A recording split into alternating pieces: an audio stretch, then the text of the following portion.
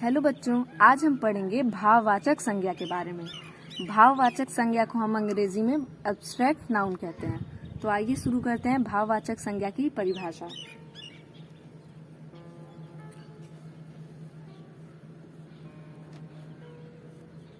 जिन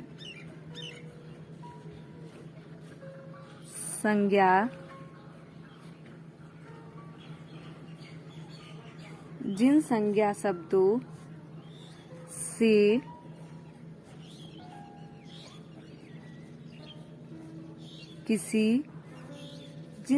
शब्दों से किसी वस्तु के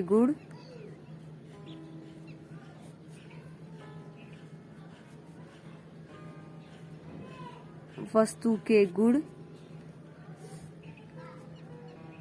दशा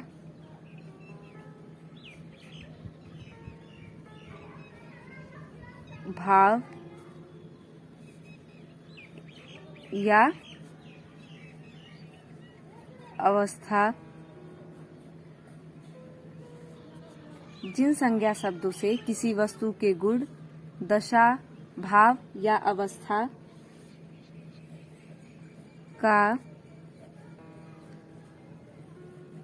बोध होता है, उसे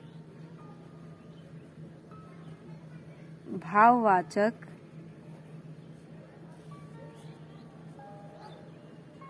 संज्ञा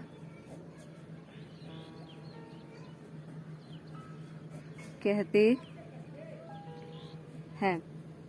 जिन संज्ञा शब्दों से किसी वस्तु के गुण, दशा, भाव या फिर अवस्था का बोध होता है, उसे हम भाववाचक संज्ञा कहते हैं।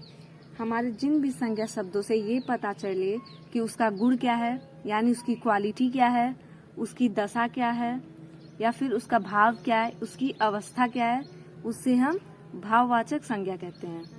जिस भी संज्ञा शब्द से हमें उसके गुण, दोष, दशा, भाव, अवस्था इन जैसे शब्दों का पता चले, उसे हम गुण भाववाचक संज्ञा कहते हैं।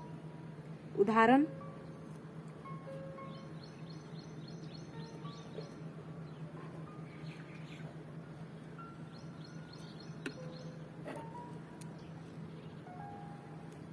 है हमारा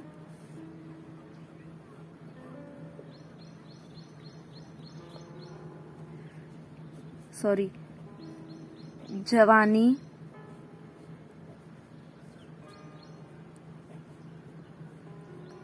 बुढ़ापा,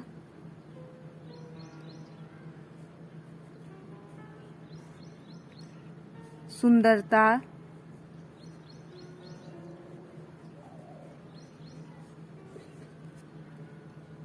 कुशाग्रता,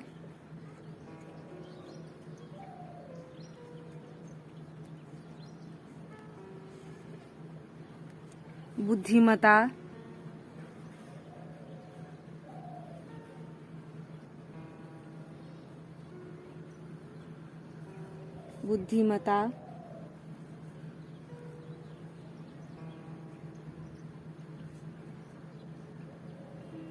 बचपन,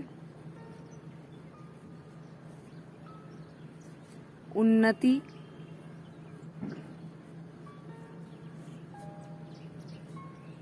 चढ़ाई,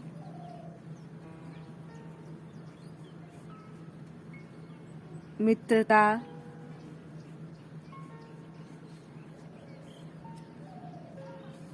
शत्रुता,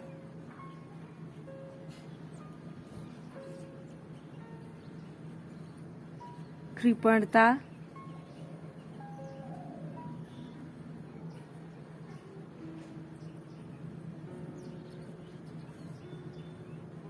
इत्यादि। तो ये हमारा भाववाचक संज्ञा का उदाहरण है।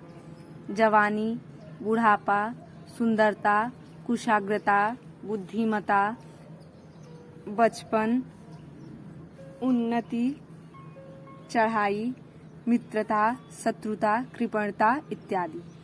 तो भाववाचक संज्ञा जिन संज्ञा शब्दों से किसी वस्तु के गुण, दशा, भाव या फिर अवस्था का बोध होता है उसे हम भाववाचक संज्ञा कहते हैं। जैसे कि जवानी उसकी अवस्था के बारे में बताता है, बुढ़ापा भी उसकी अवस्था के बारे में, सुंदरता उसका गुण है, कुशाग्रता भी उसका गुण ही है, बुद्धिमत्ता भी गुण है, बचपन उसकी अवस्था है, उन्नति ये उसके भाव के बारे में बता रहा है, मित्रता ये सारे, शत्रुता, कृपणता ये सारे उसकी गुण के बारे में बता रहा है कि वो कैसा है। तो जिन भी संज्ञा शब्दों से हमें उसके गुण, दशा, भाव, अवस्था का बोध होता है उसे हम भाववाचक संज्ञा कहते हैं। धन्यवाद।